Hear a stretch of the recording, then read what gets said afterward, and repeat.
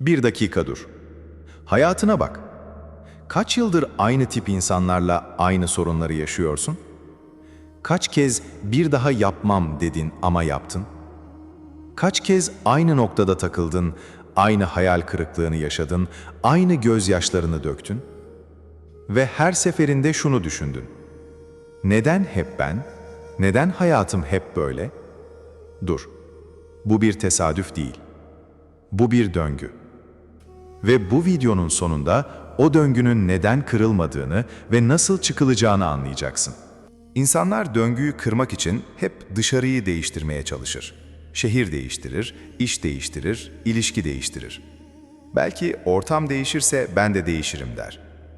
Ama birkaç ay sonra yeni şehirde, yeni işte, yeni ilişkide aynı döngü yeniden başlar. Çünkü döngünün kaynağı dışarıda değildir. Döngünün kaynağı içeridedir.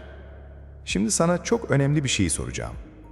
Hiç aynaya baktığında şunu düşündün mü? Bu aynada gördüğüm kişi mi değişmeli yoksa aynanın önündeki mi? Sen yıllardır aynayı değiştirmeye çalışıyorsun. Oysa ayna sadece yansıtır. Değişmesi gereken aynanın önündeki sensin.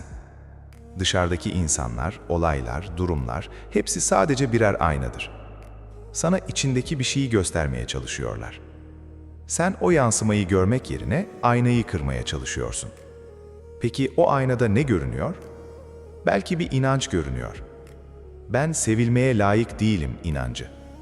Ve hayat sana sürekli seni sevmeyen insanları gönderiyor. Belki bir korku görünüyor. Başarırsam kaybederim korkusu. Ve sen her başarının eşiğinde geri adım atıyorsun. Belki bir alışkanlık görünüyor. Hep ben katlanmak zorundayım alışkanlığı. Ve sen sürekli taşıması gereken sen oluyorsun.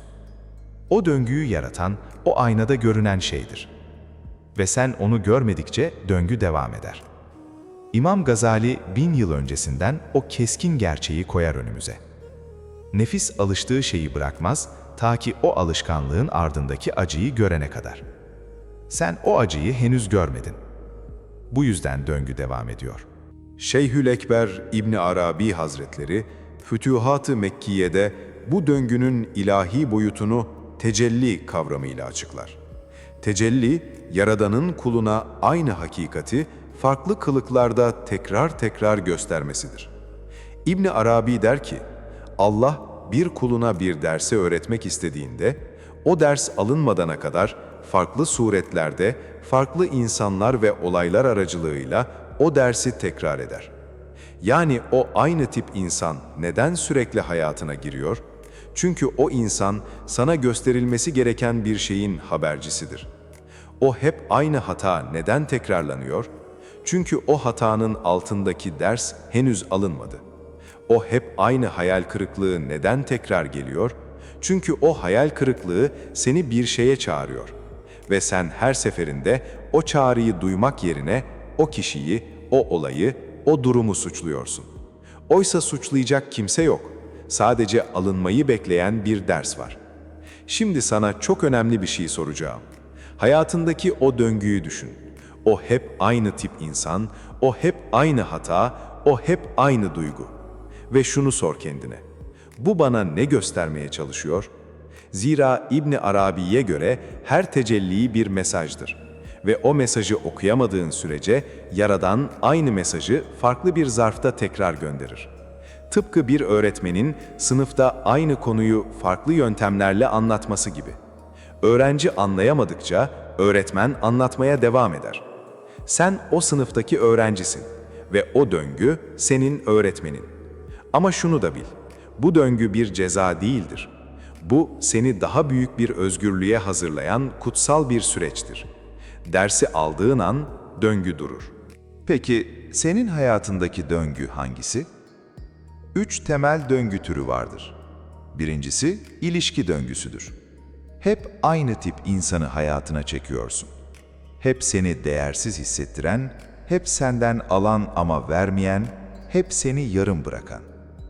Her seferinde bu sefer farklı diyorsun ama birkaç ay sonra aynı his, aynı acı, aynı son. Bu döngünün ardında genellikle şu inanç yatar.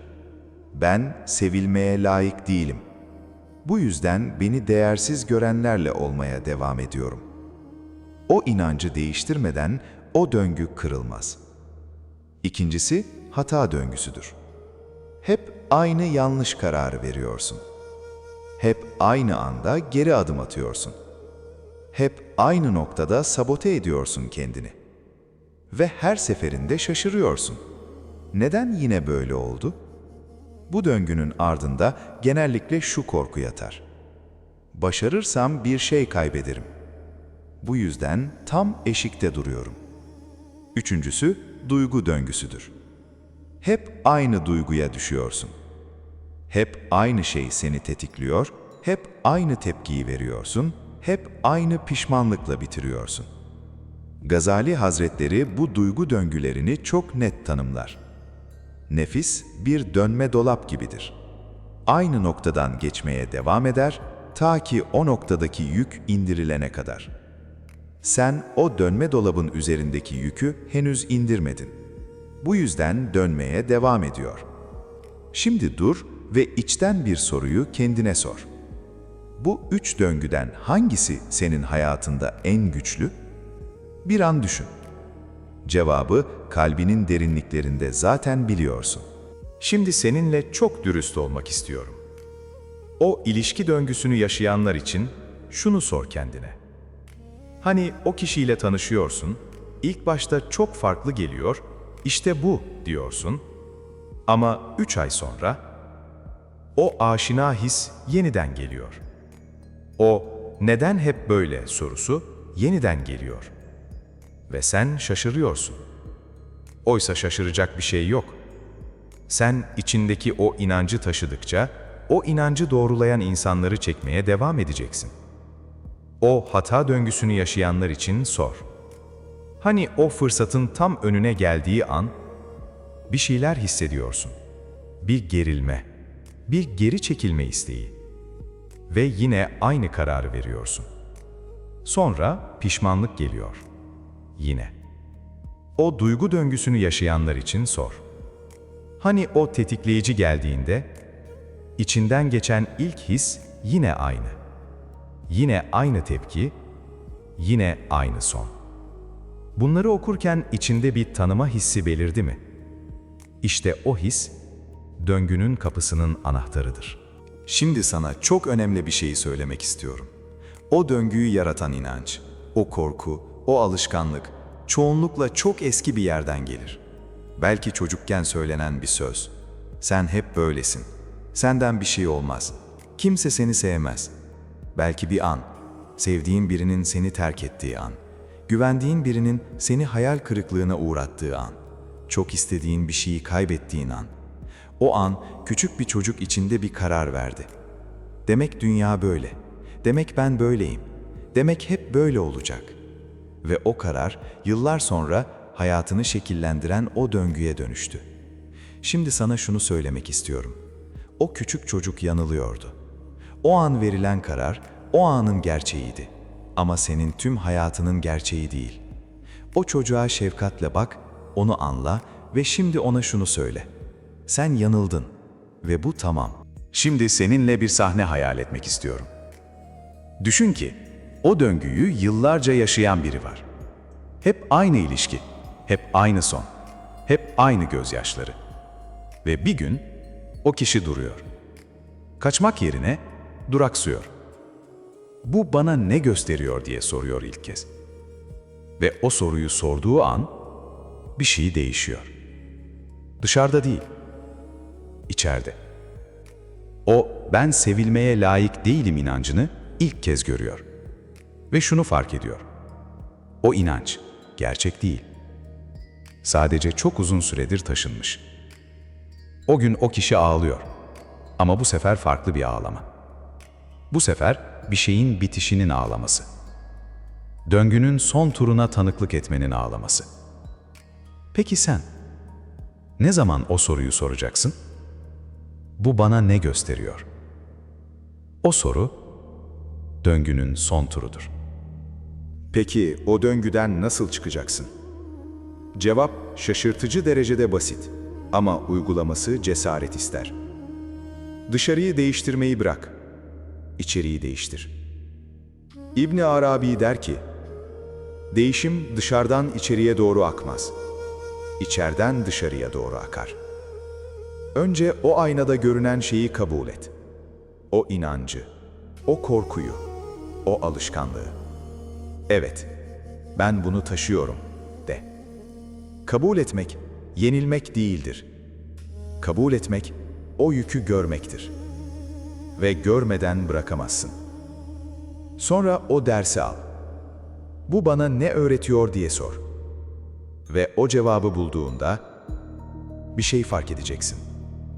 O döngü seni cezalandırmak için değil, seni dönüştürmek için geldi.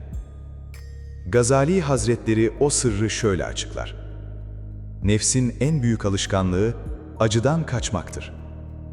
Ama kaçtığın acı tam sana öğretilmek istenen şeydir. Şimdi sana o son soruyu sormak istiyorum.